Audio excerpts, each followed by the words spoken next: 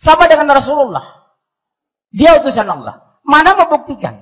Matius pasal 4 ayat 2. Lukas pasal 2 ayat 21. Matius pasal 27 ayat 59. Matius pasal 15 ayat 24. Al-Quran surat 5 Al-Maidah ayat 75, kemudian surat 61 ayat 6, surat 5 72 plus 73. Karena dialog harus berdasarkan kitab suci, bukan sentimen tapi argumen. Dialog harus pakai kitab suci, bukan anarkis tapi dialogis. Mana buktinya dia manusia biasa sebagai rasul dalam Islam? Matius pasal 4 ayat 2. Setelah Yesus berpuasa 40 hari 40 malam maka laparlah ia. Kalau Tuhan mustahil lapar. Lukas pasal 2:21. Setelah Yesus berusia 8 hari maka dia khitan, sunat. Kalau Tuhan mustahil sunat. Dokter mana yang berani nyunat Tuhan? Betul? Matius 27:59 berbunyi, setelah mayat Yesus diturunkan dari kayu salib maka dikapani dengan kain putih linen bersih. Kesimpulannya, waktu mau habis. Yesus puasa, Yesus khitan, Yesus dikapani. Berarti Yesus Muslim. Kenapa Anda Kristen? Siapa pengikut Yesus hari ini? Pengikut Yesus yang setia adalah kami orang Muslim, bukan Nasrani.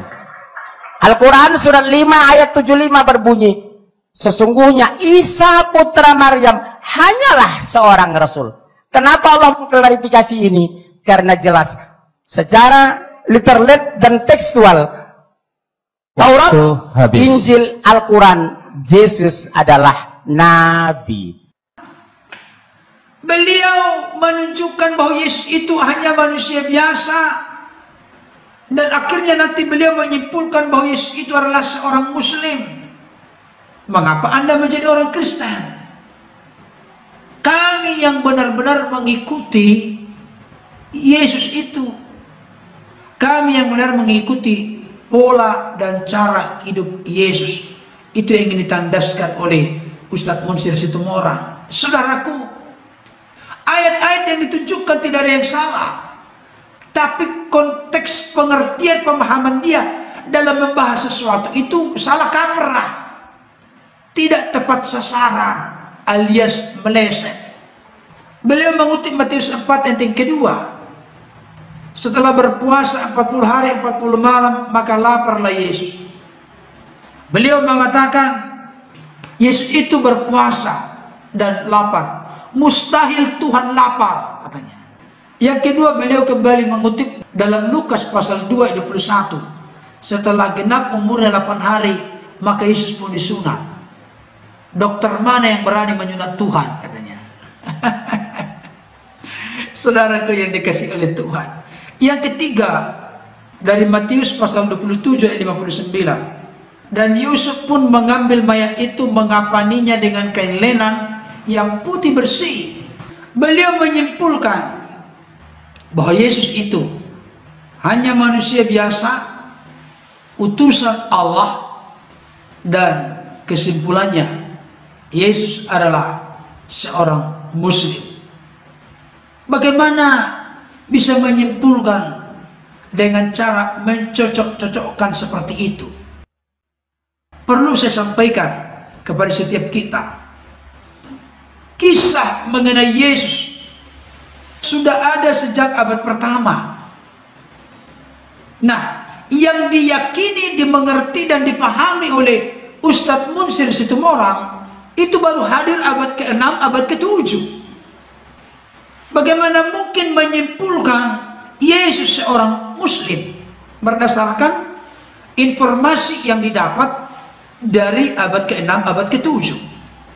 Berarti sebelumnya, sebelum abad ke-6, ke-7 berarti Yesus apa dong? Sudah Muslim belum?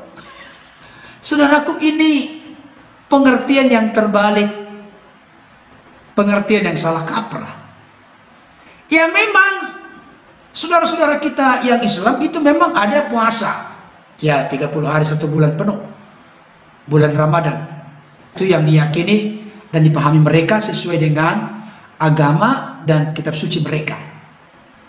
Tidak ada yang salah dengan itu, karena itu keyakinan mereka. Tapi karena mereka puasa dan Yesus puasa, berarti jadi Muslim, begitu. Yang kedua, mereka juga disunat. Dan sekarang ini ada banyak orang Kristen yang tidak disunat. Berarti yang benar-benar mengikuti Yesus itu adalah Ustadz Munsir Situmorang atau kelompoknya atau mereka katanya. Orang Kristen tidak lagi. Yesus itu Muslim, tapi Anda kok Kristen? Kenapa berbeda? Kenapa tidak ikut Muslim? Kan kira-kira itu pengertian pemahamannya. Beliau mengatakan demikian. Yang ketiga, saudara-saudara kita Muslim itu kalau meninggal itu dikafani. Yesus dikafani. Berarti Yesus Muslim. Saudara, ini namanya ilmu cocok logi. Ya. Ya memang kenyataannya seperti itu benar, tetapi pertanyaannya, apakah itu menjadi kriteria dan kesimpulan bahwa Yesus adalah seorang Muslim? Jangan lupa, Bapak Ustadz Munsir Situmorang yang saya hormati, orang-orang agama Yahudi pun seperti itu sebelum munculnya agama yang dianut saudara kita Ustadz Munsir Situmorang. Orang Yahudi itu juga ada puasanya. Kalau tidak salah hari Senin Kamis mereka puasa 2 kali seminggu. Hal itu terlihat dengan jelas dari perumpamaan yang dibuat oleh Yesus tentang adanya 2 orang yang pergi ke bait Allah. Yang pertama orang Farisi, yang kedua pemungut cukai. Dikatakan dalam Lukas pasal 18 ayat yang ke-11 sampai 12. Demikian bunyinya. Orang Farisi itu berdiri dan berdoa dalam hatinya begini, "Ya Allah, aku mengucap syukur kepadamu karena aku tidak sama seperti semua orang lain. Bukan perampok, bukan orang lalim, bukan pezina, dan bukan juga seperti pemungut cukai ini. Aku berpuasa 2 kali seminggu, aku memberikan 1/10 dari segala penghasilanku." Jadi orang-orang Yahudi itu, termasuk orang-orang Farisi itu, berpuasa 2 kali seminggu. Jadi apa yang dilakukan oleh Yesus bukan merupakan sesuatu yang asing di zaman Yesus. Demikian juga dengan disunat. Dalam konteks perjanjian lama, sunat itu adalah tanda perjanjian kepada Abraham dan keturunannya. Jadi bukan oleh karena munculnya abad ke-6, abad ke-7. Dikafani juga itu merupakan tradisi budaya pemakaman dalam konteks Yahudi. Jadi tidak ada yang baru. Jadi kalau ada kesimpulan bahwa Yesus orang Muslim, yaitu ya ilmu cocok logi lah, mencocokkan begini tarik. Tapi orang-orang agama Yahudi seperti itu. Dan jangan lupa Yesus itu orang Yahudi. Yesus itu datang bukan untuk menggagalkan hukum Taurat. 1 iota, 1 titik terkecil pun dari hukum Taurat tidak akan ada yang lenyap. Yesus datang menggenapi hukum Taurat. Yesus pun tunduk dan patuh kepada hukum Taurat. Seluruh ketentuan aturan yang ada dalam hukum Taurat secara lengkap dan sempurna dijalankan, ditaati oleh Yesus.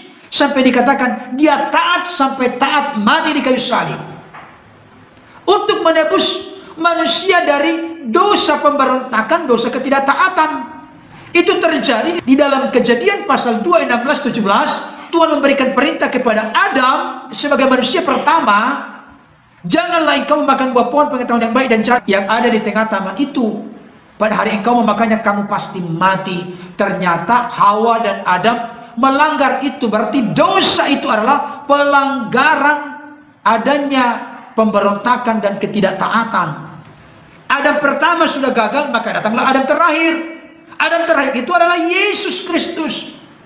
Adam pertama gagal dalam ketidaktaatan, Adam yang kedua hadir, yaitu Yesus Kristus dalam ketaatan, supaya orang yang tidak benar menjadi benar melalui pengorbanan dan karyanya di kayu salib. Itu dia maksudnya.